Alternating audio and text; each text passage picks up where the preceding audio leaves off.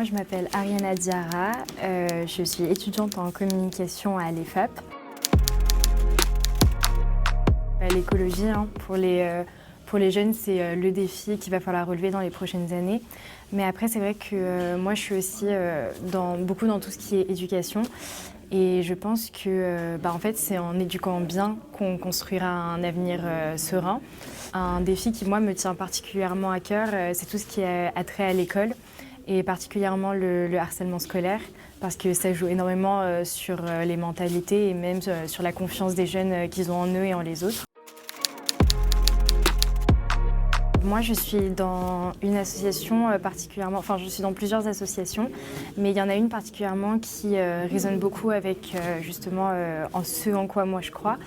C'est l'association Trouve ta voix, qui est une association qui forme des jeunes comme moi pour aller donner des cours d'éloquence dans des lycées défavorisés.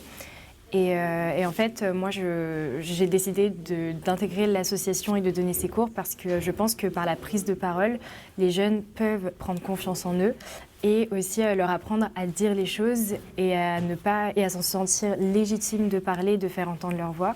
Donc pour moi, ça, c'est vraiment un truc super important. Si je devais retenir une chose qui m'a vraiment marquée, c'est mon intervention dans la classe de l'année dernière. En fait, à la deuxième séance, à mon deuxième cours, j'ai demandé aux élèves ce qu'ils voulaient devenir plus tard. Et ils m'ont répondu, en fait, on ne sait pas parce qu'on n'a pas d'avenir, nous, on s'en fout de plus tard.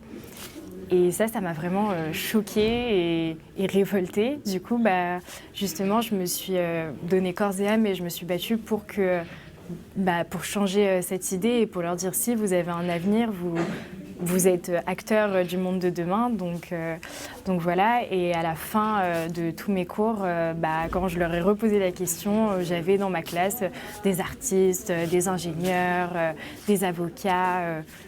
Et pour moi, c'était incroyable de se dire que rien que ça, rien qu'en donnant un tout petit peu de son temps, en fait, on peut changer des vies, en fait.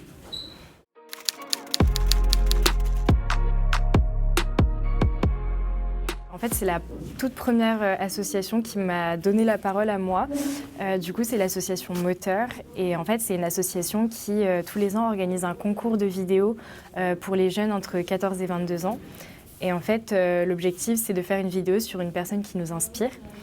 Et du coup, moi, il y a 2 ans, j'ai été lauréate du concours. Et c'est vraiment par tous les ateliers qu'ils nous font faire après que j'ai vraiment pu développer ma parole. Et donc, c'est une association qui me tient beaucoup à cœur et qui, je trouve, fait vraiment un travail sur la confiance en soi chez les jeunes. Vraiment un gros travail génial. Je pense que ma plus grande source d'espoir pour l'avenir, en fait, c'est tout simplement la jeunesse. Parce que, en fait, la jeunesse, on lui donne pas souvent la parole, on l'écoute pas forcément. Mais en fait, c'est aussi là qu'il y a des idées et qu'il y a surtout une grande envie d'agir.